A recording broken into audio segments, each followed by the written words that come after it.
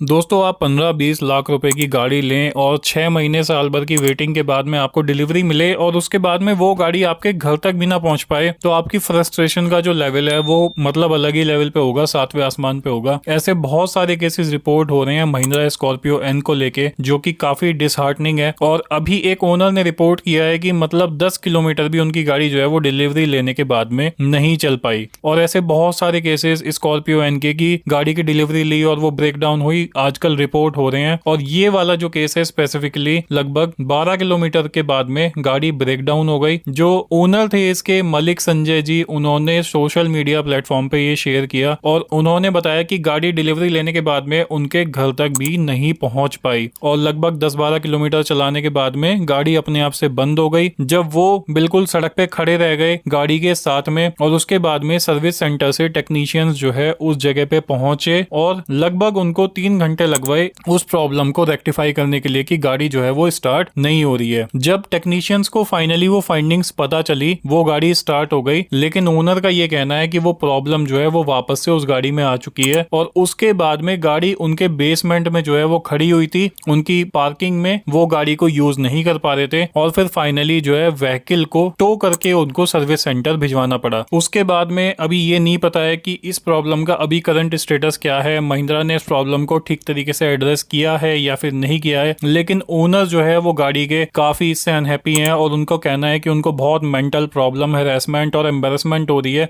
Scorpio N को by करने के बाद में, जिसको कि उन्होंने 6 महीने की वेटिंग के बाद में डिलीवरी ली है। और ये पहला केस नहीं है, एक और ओनर शिखा श्रीवास्तव जी जिन्होंने की महिंद्रा स्कॉर्पियो एन को खरीदा और उन्होंने उनकी गाड़ी की डिलीवरी जो फर्स्ट ऑफिशियल डिलीवरी डेट थी 26 सितंबर 2022 वहां पर उन्होंने अपनी गाड़ी की डिलीवरी ली थी और उसमें उन्होंने जो प्रॉब्लम उनको फेस हुई थी उसमें ट्विटर पे टैग किया था सारे महिंद्रा के बड़े बड़े ऑफिशियल्स को, एमडी, सीईओ वगैरह को, लेकिन उनको कोई भी उस पे प्रॉपर तरीके का रेस्पॉन्स जो है वो नहीं मिला। उनकी गाड़ी में प्रॉब्लम क्या थी कि उनकी गाड़ी का जो क्लच है वो ठीक तरीके से काम नहीं कर रहा था, कई बार वो स्टक हो जाता था, कई बार वो काम करना बंद कर देता था और कई बार क्लच पेडल जो है वो बिल्कुल जमीन पे चिपक जाता था। उन्होंने एक वीडियो भी अपलोड की थी जिसमें उन्होंने ये दिखाया था कि उनको अपने पैर से क्लच पेडल को खींच के ऊपर की तरफ लाना पड़ रहा है। ऐसे बहुत सारे केसेस जो हैं वो स्कॉर्पियो एन को लेके रिपोर्ट हो रहे हैं। ये बिल्कुल भी ठीक नहीं है और महिंद्रा को इसको लेके काफी सीरियस स्टेप्स जो हैं वो उठाने पड़ेंगे बिकॉज इससे कहीं ना कहीं ब्रांड वैल्यू भी अफेक्ट होती है। लास्ट ईयर की बात है, महिंद्रा ने एक बहुत मैसिव रिकॉल किया था XUV 700 थार और XUV 300 को लेकर। XUV 700 और थार के डीजल वेरिएंट्स में रिकॉलिंग हुई थी एक नया टर्बोचार्जर एक्चुएटर लिंकेज को लगाने के लिए और पेट्रोल XUV 700 को रिकॉल किया गया था इंस्पेक्शन करने के लिए T block connector installations on the gas went pipes and canister. अभी इसके बारे में कितनी यूनिट्स अफेक्ट हुई थी इसकी कोई भी इंफॉर्मेशन जो है वो आउट नहीं है, लेकिन ये काफी ज्यादा बड़ा नंबर था। ये एक 4th रिकॉल थी XUV 700 को लेकर। इससे पहले जो रिकॉल की गई थी वहां पर ऑल्टरनेटर बेल्ट, ऑटो टेंशनर पुली और उससे पहले इलेक्ट्रॉनिक स्टीयरिंग कॉलम लॉक और ESCL को भी फिक्स किया गया था। दोस्तों महिंद्रा ने अपने प्रोडक्ट्स में बहुत इंप्रूवमेंट किया है। हाल ही में बहुत सारे लॉन्चेस भी देखने को मिले हैं जिसमें कि महिंद्रा ने ऑल न्यू स्कॉर्पियो एन को लॉन्च किया था जिसका बहुत क्रेज था। मैंने अपने चैनल पे उसके वेरिएंट कंपैरिजन की बहुत सारी वीडियोस की हैं और साथ ही साथ ये वीडियो करना भी रेस्पॉन्सिबिलिटी बनती है जिसमें कि जो रियल टाइम सिचुएशन है, जो कि रियल टाइम प्रॉब्लम्स हैं ओनर्स फेस कर रहे हैं, उनके बारे में बात की जाए और उनके बारे में अवेयरनेस जो है वो क्रिएट की जाए ताकि महिंद्रा इस डायरेक्शन में स्टेप्स ले और इसको परमानेंटली रेक्टिफाई करे। इससे कहीं ना कहीं ये भी पता चलता है कि प्रॉब्लम्स अगर जेनरिक हैं, यानी कि कई सारे वेरिएंट्स में जो है, कई सारी गाड़ियों में जो है वो प्रॉब्लम्स आ रही हैं जो कि डिलीवर हो रही हैं, तो कहीं ना कहीं इससे QC स्टेज पर भी क्वेश्चन खड़े होते हैं कि गाड़ियों को किस तरीके से QC किया जाता है, किस तरीके से टेस्ट किया जाता है, कितनी रिगरस टेस्टिंग उनकी की जाती है जिससे पहले कि उनको फाइनल रोल आउट कर दिए जाए। जब भी कोई गाड़ी रिकॉल होती है तो कहीं ना कहीं वो फॉल्ट जो होता है वो QC में पकड़ा जा सकता था जो कि बाद में रिकॉल में फिक्स किया जाता है जबकि कोई ओनर उसको रिपोर्ट करता है या फिर प्रॉब्लम जो है वो कहीं और से क्रॉप अप होनी शुरू हो जाती हैं या फिर एक प्रॉब्लम की वजह से दूसरी प्रॉब्लम जो है वो शुरू हो जाती है। तो दोस्तों आने वाले टाइम में देखना ये होगा कि हमें कोई इस तरीके का केस जो है वो सुनने को ना मिले because when a person buys a car he buys a dream and when he has to wait that much long it doesn't make any sense to face such kind of an issue. Thank you so much for watching the video. अगर आपने भी किसी आपके जानने वाले ने या फिर आपने कभी इस तरीके की प्रॉब्लम फेस की है तो जरूर कमेंट सेक्शन में पिंग करके बताइएगा। Thank you so much. Bye bye, take care of yourself and remember always drive safe.